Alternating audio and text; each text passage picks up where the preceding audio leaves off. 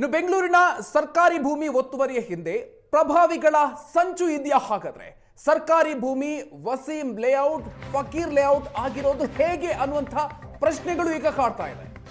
ಬಡವರು ವಲಸಿಗರಿಂದ ಹಣವನ್ನ ವಸೂಲಿ ಮಾಡಿ ಶೆಡ್ ಕಟ್ಟೋದಕ್ಕೆ ಅವಕಾಶವನ್ನ ಮಾಡಿಕೊಡಲಾಯ್ತಾ? ಈ ರೀತಿಯಾಗಿರುವಂತಹ ಅನುಮಾನಗಳು ವ್ಯಕ್ತ ಆಗ್ತಾ ಇದೆ. ಸರ್ಕಾರಿ ಜಾಗ ಹಂಚಿಕೆಗೆ ಸಾವಿರಾರು ರೂಪಾಯಿಯನ್ನ ಪ್ರಭಾವಿಗಳು ಪಡ್ಕೊಂಡಿದ್ದಾರೆ. ಸರ್ಕಾರಿ ಭೂಮಿಯಲ್ಲಿ ಶೆಡ್ ಕಟ್ಟೋದಕ್ಕೆ 50,000 ರೂಪಾಯಿ ಮಹಿಳೆಯೊಬ್ಬರು ನೀಡಿದ್ದಾರೆ. ತಹಶೀಲ್ದಾರಿಂದ ತಾತ್ಕಾಲಿಕ ಶೆಡ್ ನಿರ್ಮಾಣಕ್ಕೆ ಸಂಬಂಧಪಟ್ಟಂತೆ ಅನುಮತಿ ಪತ್ರವನ್ನು ಕೂಡ ಅಲ್ಲಿ ಹಂಚಿಕೆ ಮಾಡಲಾಗಿದೆ. ಪ್ರತಿ ತಿಂಗಳು ಕರೆಂಟ್ ಬಿಲ್ ಅಂತ ಹೇಳಿ ಕೆಲವರಿಂದ 300 ರೂಪಾಯಿ ವಸೂಲಿ ಕೂಡ ಮಾಡಲಾಗ್ತಾ ಇದೆ. ಪ್ರಭಾವಿಗಳಿಂದ ಪ್ರತಿ ಮನೆಗಳಿಂದ ಕರೆಂಟ್ ಬಿಲ್ ಅಂತ ಹೇಳಿ ಸಂಗ್ರಹ ಮಾಡುವಂತಹ ಕೆಲಸಗಳು ಕೂಡ ಆಗಿದೆ ಅಂತ ಹೇಳಿ ಆರೋಪ ಕೇಳಿ ಬರ್ತಾ ಇದೆ. ಸುವರ್ಣ ನ್ಯೂಸ್ ಕ್ಯಾಮೆರಾ ಮುಂದೆ ಹಣ ವಸೂಲಿಯ ವಿಚಾರಕ್ಕೆ ಸಂಬಂಧಪಟ್ಟಂತೆ ಮಹಿಳೆಯೊಬ್ಬರು ಅನೇಕ ವಿಚಾರಗಳನ್ನು ಬಿಚ್ಚಿಟ್ಟಿದ್ದಾರೆ. ಹಾಗಾದ್ರೆ ಇದರ ಹಿಂದೆ ಪ್ರಭಾವಿಗಳಿದ್ದಾರೆ. ಸರ್ಕಾರಿ ಭೂಮಿ ಒತ್ತುವರಿ ಹಿಂದೆ ಪ್ರಭಾವಿಗಳ ಸಂಚಿದ್ಯ ಅನ್ನುವಂತಹ ಅನುಮಾನಗಳು ಇದೆಲ್ಲದರಿಂದ ಕೂಡ ವ್ಯಕ್ತ ಆಗ್ತಾ ಇದೆ. 15 ವರ್ಷ 20 ವರ್ಷದಿಂದ ನಾವಿಲ್ಲ ಸರ್. ಹೂವು ಮಾರ್ತೀನಿ ನಾನು. ಯಾವ ಇದು ಫುಟ್ಪಾತ್ ಮೇಲೆ ಹೂವು ಇರ್ತಲ್ಲ, ಬಂಡಿ ಮೇಲೆ ಹೂವು ಮಾರ್ತೀನಿ. ಇಲ್ಲ ಕಟ್ಕೊಂಡಿಲ್ಲ ಸರ್, ನನ್ನ ಕಟ್ಕೊಂಡಿಲ್ಲ ಪ್ರೂಫು. 15 ವರ್ಷ 20 ವರ್ಷದಿಂದ ಇಲ್ಲಿ ಯಾಕೆ ಬಂದಕ್ಕ ನೀನು? ಅಯ್ಯೋ ನನ್ನ ಕತ್ತೆ ಗರ್ಮ ಬಂದು ಇಲ್ಲಿ ಸತ್ತಿದ್ದೀನಿ ಬಿಡ ಸರ್. ವೋಟರ್ ಐಡಿ ಕಾರ್ಡ್ ಎಲ್ಲ ಅಲ್ಲದೆ, ಬಟ್ ಇಲ್ಲಿ ಬಂದು ಜಾಗ ತಗೊಂಡು ಹೂವು ಮಾರಿ ಮನೆ ಕಟ್ಕೊಂಡಿಲ್ಲ. ಬಂಡೆ ಸಂದೆ ಐತಲ್ಲ, ಹೋಗ ಕಡೆ ಮೊಬೈಲ್ ತಗೊಂಡು ಅಲ್ಲ ಅಲ್ಲ ಬಂಡೆ ಸಂದೆ ಸರ್. ಅರೆ ಮರ ಐತೆ ನೋಡಲ್ಲ. ಎಷ್ಟು ಸೈಟ್? 30-40 ಸರ್, ಅದು 20 ಐತೆ. ಬಟ್ ಅದು ಬಂಡೆ ಬಂದ್ಬಿಟ್ಟೈತೆ ನನಗೆ. ನನಗಿರೋದು ಒಬ್ಬ ಮಗ ಸಾಕ್ಬಿಡಿ ಅಂತ ನಾನು ಅದರಲ್ಲೇ ಜೀವನ ಮಾಡ್ಕೊಂಡಿರೋದು. ಮೀಟರ್ ಬಂದೈತೆ, ನಂದು ಎಲ್ಲ ಬಂದೈತೆ. ಎಷ್ಟು ತಗೊಂಡ್ರು ಸೈಟ್ ಅವಾಗ ಕಡಿಮೆ ಕೊಟ್ಟಿದ್ವಿ ಸರ್, ಒಂದು 50,000 ರೂಪಾಯಿ ಕೊಟ್ಟಿದ್ವಿ. ಅದರಲ್ಲೇ ನಾವು ಜೀವನ ಮಾಡ್ಕೊಂಡು ಇದು ಮಾಡ್ಕೊಂಡು ಮಣ್ಣು ತುಂಬಿಕೊಟ್ಟಿದ್ರು. ಅದ್ರ ಖರ್ಚು ನಾವು ಕೊಟ್ಟಿದ್ವಿ ಅಷ್ಟೇ. ನಾನು ಅವಾಗ 50,000 ಅಷ್ಟೇ.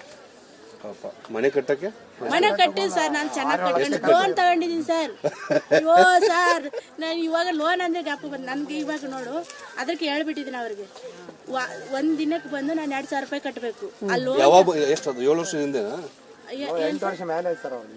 5 ಲಕ್ಷ ಲೋನ್ ತಗೊಂಡಿದ್ದೀನಿ. ಈ ನಿಮ್ಗೆ ಕೊಟ್ಟಿದ್ರ ತಾತ್ಕಾಲಿಕ ಮನೆ ಅಂತ ತಹಸೀಲ್ದಾರ್ ಏನಾದ್ರು? ಅದು ನನಗೆ ಮೀಟ್ರು ಅವೆಲ್ಲ ಅದಲ್ಲಕ್ಕ ಅದು ಅವ್ರ ಹತ್ರ ಐತೆ ಸರ್. ನಿಮ್ಮ ಹತ್ರ? ನಮ್ಮ ಹತ್ರ ನನ್ಗಿನ್ನ ಕೊಟ್ಟಿಲ್ಲ.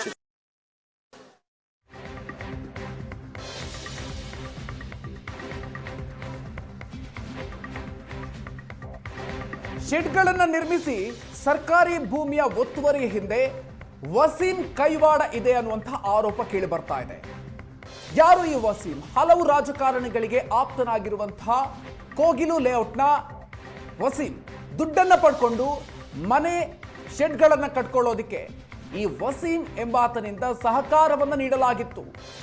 ಬಹಳಷ್ಟು ರಾಜಕಾರಣಿಗಳಿಗೆ ಆಪ್ತನಾಗಿರುವಂತಹ ವ್ಯಕ್ತಿ ಈತ.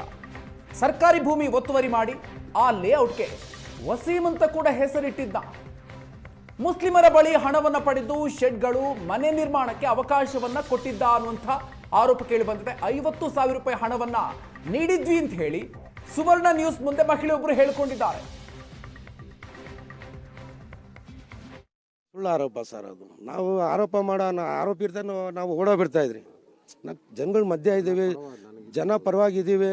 ಇವಾಗ ಯಾರೋ ನಮ್ಗೆ ಆಗ್ದಿರೋರು ಹೇಳ್ಕೊಟ್ಟಿರ್ತಾರೆ, ಹೇಳಪ್ಪ ಅಂತ ಹೇಳ್ಬಿಟ್ಟು ಆ ಥರ ಮಿಸ್ಗೇಟ್ ಮಾಡೋರು ಇರ್ತಾರೆ ಸರ್. ಒಳ್ಳೇದು ಮಾಡಿದ್ರೆ ಕೆಟ್ಟವ್ರು ಇಲ್ಲೇಬೇಕಲ್ಲ. ಅಲ್ಲಿ ಡಿ ಕೆ ಸಾಹೇಬ್ರಿಗೂ ಸುಳ್ಳು ಮಾಹಿತಿ ಕೊಟ್ಟವ್ರೆ, ಅಪ್ಡೇಟ್ ಕೊಟ್ಟವ್ರೆ. ಅವ್ರಿಗೂ ತಿಳುವಳಿಕೆ ಗೊತ್ತಿಲ್ಲ ಏನು ವಾತಾವರಣ ಎತ್ತ ವಾತಾವರಣ ಅಂತ ಅವ್ರಿಗೆ ಗೊತ್ತಿಲ್ಲ. ಅವ್ರೇನು ಅವ್ರಿಗೂ ಮಿಸ್ಗೇಟ್ ಮಾಡವ್ರೆ. ಒಂದೊಂದು ಲೇಔಟ್ ಹೆಸರಿದೆ ಸರ್, ಅಲ್ಲಿ ವಸೀಂ ಲೇಔಟ್ ಅಂತ ಹೆಸರು ಬಿಟ್ಟಿದ್ದಾರೆ ಸರ್. ಅದು ಏನಾಗಿದೆ ಅಂದರೆ ವಸೀಂ ಲೇಔಟ್ ಅಂದರೆ SRS. ಯಾರು ವಸೀಂ ಅಂದ್ರೆ ಯಾರು ಸರ್? ಸರ್ ನಾನೇ ಸರ್. ಇಲ್ಲ, ಏಕೆಂದರೆ ಅದು ಏನಾಗಿದೆ ಅಂದರೆ ಹಿಂದೆ ಬ್ಯಾಕ್ ಸೈಡ್ ಇದೆ SRS ಬಿಲ್ಡಿಂಗು, ಅಲ್ಲಿ ಫೀಲ್ಡ್ ಇತ್ತು ತಪ್ಪ ಅಂತ ಹೇಳ್ಬಿಟ್ಟು ಅಲ್ಲಿ.